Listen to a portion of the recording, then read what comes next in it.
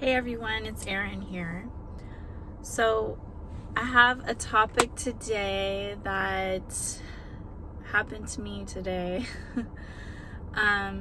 What do you do when you wake up in the morning and you're positive and everything's going good, and then something happens all of a sudden, like you read something or somebody tells you something and you believe it, and it just like brings you into this whole nother space of like doubt and fear and negativity, and your world is shattered because you're living in this fairy tale world all the time, and then all of a sudden something comes in and it shakes you to your core, and you're like, no, this can't be, because I believe in my manifestation. I believe in what I've been trying to believe in.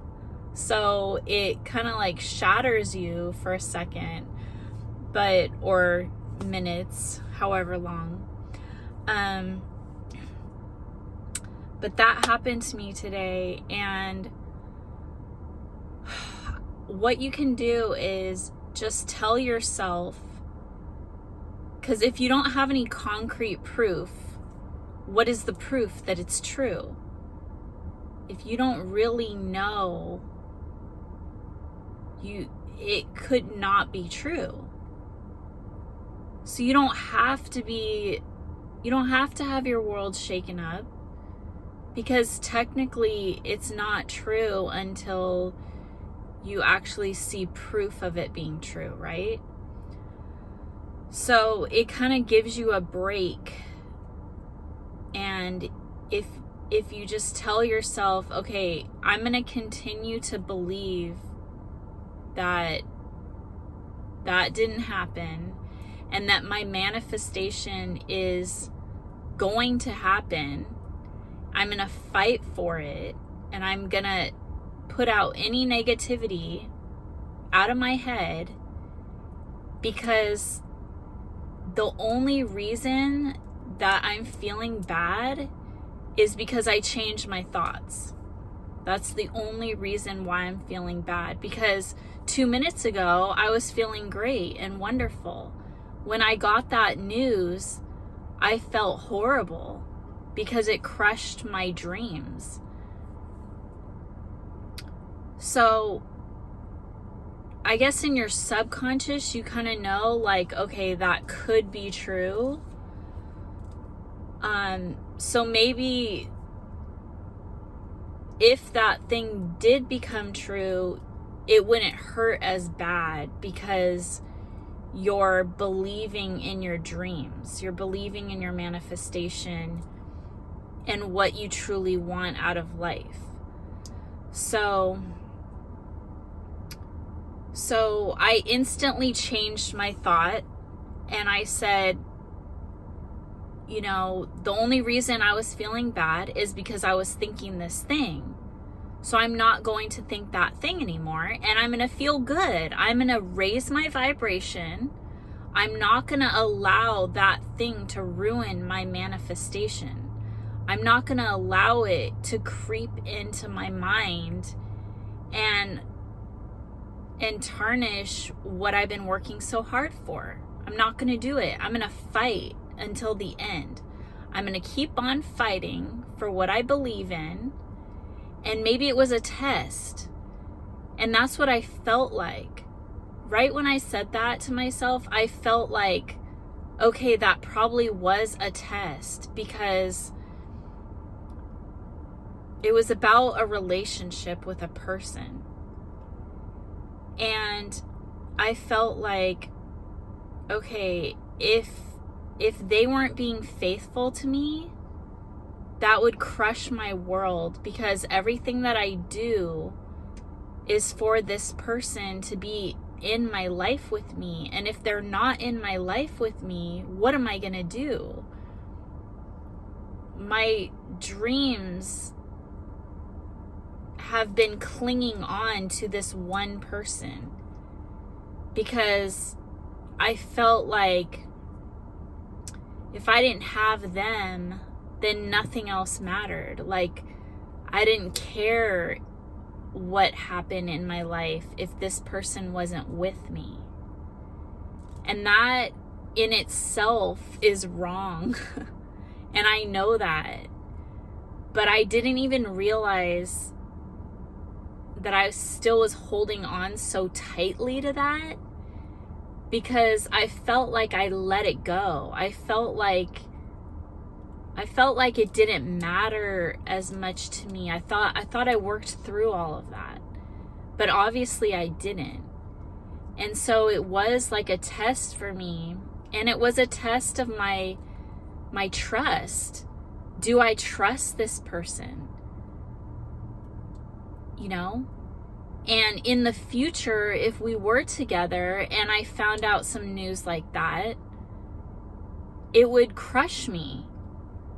And it would, like, you know, put me in a tailspin. And that's not what I want. I don't want to be like that. I don't want to put so much pressure on one person to satisfy myself. I want to satisfy myself within me, because I need to love myself so much that nothing that happens in this world outside of me is going to crush me. Of course, your kids are another thing, like, but, you know, if you have faith in God and you have faith in the universe, you truly have to believe that everything that's happening is happening for a reason. And that even if you don't stay on this earth, if somebody dies, they're gonna go to a better place. They're not gone forever. It shouldn't devastate you so much, because that's a part of life. Death is a part of life. And you need to live it for you. And it's not selfish to live it for you. Especially when I'm here to serve other people. I'm here to help other people with their lives. It's not about me. It's not only about me. I'm not working to, I'm not working for myself and my benefit. I'm working to help others. And, you know, if you lose a person that you truly love and care about, you're not actually losing them, because they're not actually going anywhere. Their memory is still there with you. They're still there within your heart. So you're not actually losing anybody. I know it really hurts, like this kind of like jealousy and attachment that you have to people, especially with like childhood wounds and all that come into play, where certain people get strong attachments to people, and we find ourselves doing that to cope. And I realized that I was holding on to this relationship, and it was making me stronger.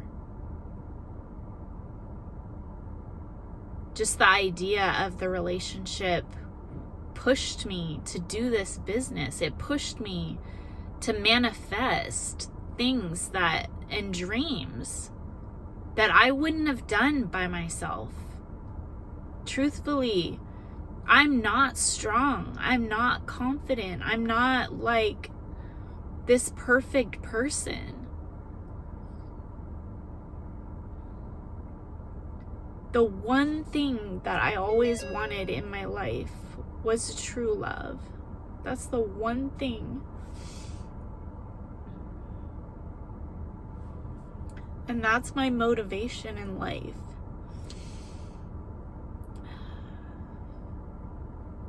So my kids, when they were little, I mean, still to this day, but they motivated me so much to be happy and live life to the fullest. My car just went off because it's hot and I was using the AC, but I was so happy with my children. They gave me so much happiness because kids are just young and fun and happy, and you can make them happy, you know, and they love you. And it was like the best feeling in the world. And then when my kids became teenagers, there was a huge age gap between my first and second, like 8 years. So when I went through it with the first one, at least I had the little ones to like still love me and stuff. And then once they got older, of course they still love you, but they don't show it, and they don't like smile and laugh with you, and they actually try to tear you down. So that really affected my self-esteem and my confidence that I had built up since my childhood. So that was a huge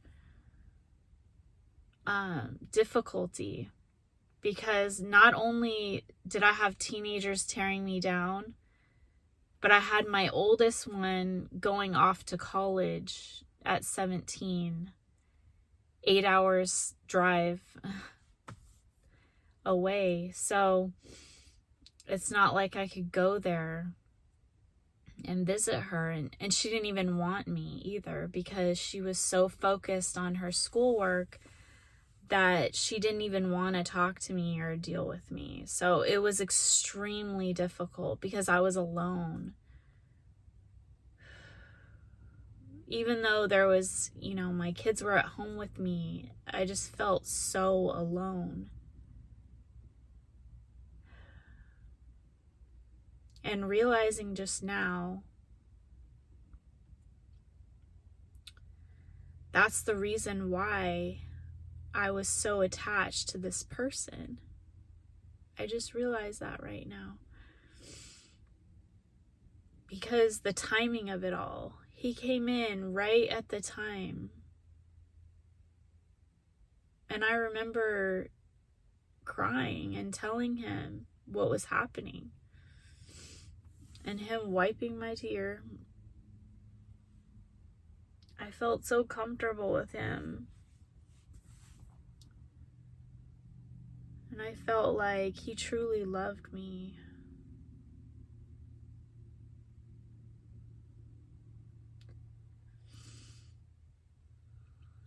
And our relationship was like really good at the beginning.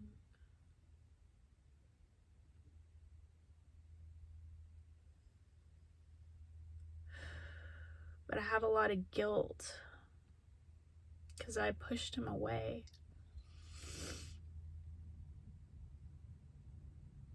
And that's a whole nother story, but it's a long story. That was 3 years ago. 3 years ago, I went on a spiritual journey, mixing everything that I've always learned, or everything that I learned in my whole life, which brought me to this place with you, the Earth Healer movement. And I'm so grateful for this opportunity and this perspective and this life change. It changed my life. Meeting this person changed my entire life. And I'll always love them. But I can't let them break me, because I have to love myself. I have to appreciate this opportunity to love myself and to give back to others and to use my voice and to use my talents and to not ever give up on myself. That I have my father and mother with me at all times. My father, the Holy Spirit, my father, and my mother, the planet Earth, is always there with me, and they're always there rooting me on, and the universe knows who I am. The universe is guiding me on my path. And I can love and lose and go through all kinds of different things. But self-love is number one.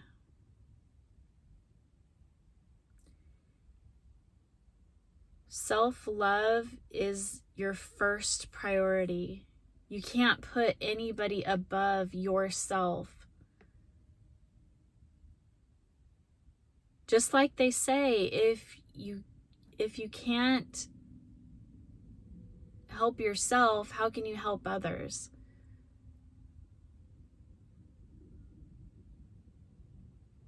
How can you be a good parent, a good mom, if you can't love yourself? How are you supposed to teach your kids to love themselves? How can you love somebody else fully and openly if you can't love yourself?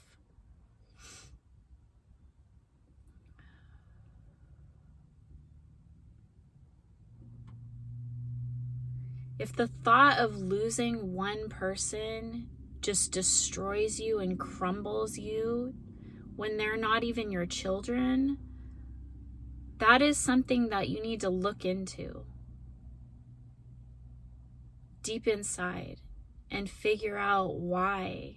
Why do I have such a strong attachment to this one person?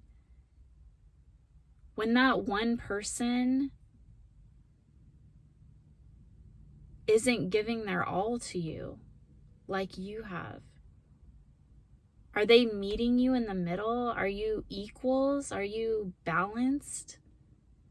If that's not the case, then step back and make them meet you halfway. Create the balance. If they don't meet you halfway, then they're not worth it.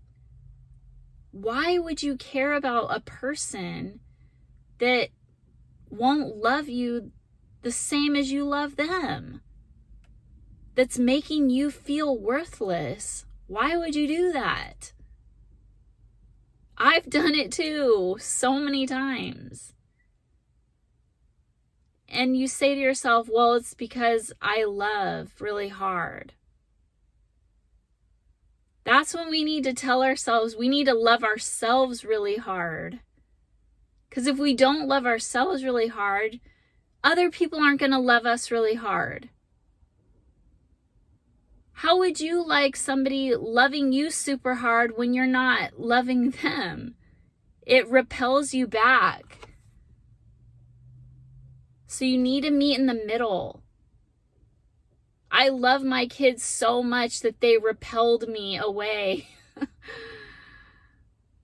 You need to meet people in the middle for things to work, for them to be balanced and in harmony. It's good to love, but you can't over love somebody. You need to step back and love yourself first. That's the message today. I hope this helps you on your path to success in life. And we can only do our best and love ourselves as much as we can. Take care of ourselves, our body, our mind, our spirit, our happiness. Trust your instincts. Thank you. Peace.